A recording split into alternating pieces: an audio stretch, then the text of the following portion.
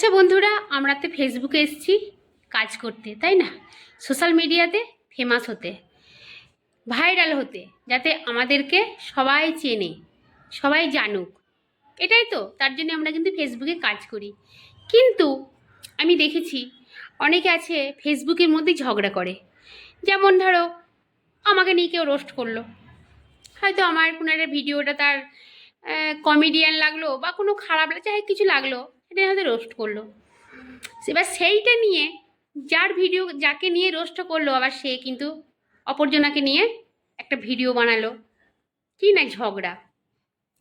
তা আমি বলবো, ঝগড়া না করে রোস্ট করো, এমন রোস্ট করো যে সে একটা ভালো কিছু করেছে তাকে নিয়ে রোস্ট করো, বা কোনো কমেডি করেছে তাকে নিয়ে রোস্ট করো, কিন্তু এমন কিছু রোস্ট করো না যে তার বদনাম হোক, তাই না? তার বদনাম হোক এই নিয়ে কেউ রোস্ট করো না। বা সে, হয়তো আমি মানছি সে ভুল ভিডিও বানায়, তা মানছি সে ভুল ভিডিও বানায়, ঠিক আছে, বানাক। কিন্তু তুমি যে তাকে নিয়ে রোস্টটা করছো তার একটা নোংরা ভিডিও নিয়ে, তুমি কি জানো তোমার ফেসবুকে যে তোমার পরিবার ফ্যামিলিরা তোমার ভিডিওটা কিন্তু দেখছে, তোমার ভিডিওর মধ্যেও সেই নোংরা ভিডিওটা অ্যাড করে তুমি রোস্ট করছো, ভিডিও বানাচ্ছ। সেটা কি ঠিক? সেটা কিন্তু ঠিক নয়। তাই তুমি নিজেকে নিজে ঠিক রাখো। আমার কথাটা যদি খারাপ লাগে অবশ্যই বলবে। আর আমি সবাইকে বলবো, ভাইরাল হতে গিয়ে এমন কিছু করো না যে নিজের মান সম্মানটা ডুবিয়ে দেবে। এইভাবে করো না। ভাইরাল হও, মানছি একটু টাইম লাগবে, একটু সময় লাগবে তোমার ফেমাস হতে। তোমার মধ্যে অন্য কিছু ট্যালেন্ট বার করো। তুমি ভালো নাচ করতে পারো, ভালো ড্যান্স, ভালো গান করতে পারো, ভালো রান্না করতে পারো, ভালো শাড়ির ডিজাইন পরাতে পারো, ভালো চুল বাঁধতে পারো, ভালো মেকআপ করতে পারো। এইভাবে তুমি ফেমাস হও, ভাইরাল হও। কিন্তু এমন কিছু করে ভাইরাল হয়েও না যে সেটাতে তোমার পরবর্তীকালে তুমি নিজেকেই লজ্জা পাবে যে আমি এইভাবে ভাইরালটা হয়েছিলাম, এই ভিডিওর মাধ্যমে আমি ভাইরাল হয়েছিলাম, কিন্তু সেই ভিডিওটা কি, সেই ভিডিওটা কিন্তু সমাজে চলার মতো নয়। তাই এমন কিছু হয়ে ভাইরাল হও যে তোমার মধ্যে ট্যালেন্ট আছে, সবাই তোমাকে ভালোবাসবে। এই যে আমি এমন ভিডিও বানাই, আমার প্রোফাইলে গিয়ে দেখবে কোন ভিডিওটা আমার না দেখার মতো, সবার সামনে দেখার মতো। আমি কিছু ভিডিও ব্লগ বানাই, কিছু রান্নার আছে, কিছু নাচ করি, কিছু গান আছে।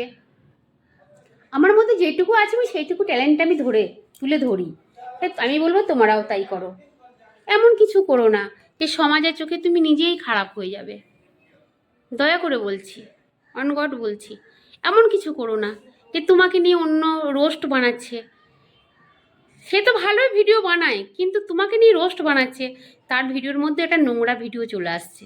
তার পরিবারও দেখে, সে কিন্তু বুঝছে না যে আমি ওকে নিয়ে রোস্ট বানাচ্ছি। এই ভিডিওটা কিন্তু আমার ফ্যামিলি, পরিবার, আমার ছেলে মেয়ে সন্তান সবাই দেখবে। তারও তো দিমাগ নেই। তুমি তো নোংরা ভিডিও বানাচ্ছ, যে রোস্ট বানাচ্ছে সে কি করছো? তুমি নিজে করছো না, কিন্তু অন্যর ভিডিওটা তোমার ভিডিওর মধ্যে তুলে ধরছো। এইভাবে করো না, ঠিক আছে? ভালোভাবে বানাও ভিডিও, আমরা সবাই একসাথে পথ চলবো, একসঙ্গে আমরা ভাইরাল হব, আগাপিছু, তাই না? ভালোবাসা দিয়ে এই ফেসবুক প্ল্যাটফর্ম, শুধু ফেসবুক নয়, ইনস্টাগ্রাম, ইউটিউব, যা যা আছে আমাদের এই সোশ্যাল মিডিয়ায়, আমরা সবাই কিন্তু ভিডিও বানাই, যার যেমন ট্যালেন্ট বানিয়ে যাই। দেখি এই কপাল যদি খুলে যায়, আমরা তো একটু ইনকামের আশাই করি, তাই না? সবাই কিন্তু ফেমাস হয়, ভাইরাল হয়, বা কিন্তু বেশিরভাগ কিন্তু ইনকাম, আমরা কিন্তু ইনকামের জন্য আমরা ভিডিওটা বানাই। বেশিরভাগ কিন্তু আমাদের ঘরের মহিলারা, যারা হাউসওয়াইফ, তারা তো বাইরে গিয়ে কাজ করে না, সংসারের কাজকর্ম সব কিছু সেরে একটা ভিডিও বানায়। সেই ভিডিওটা ভালোভাবে বানাও। নাচ করতে পারো, নাচো।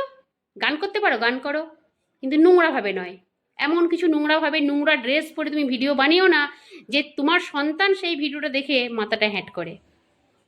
কথাগুলো ভালো লাগলে অবশ্যই একটু জানাবে।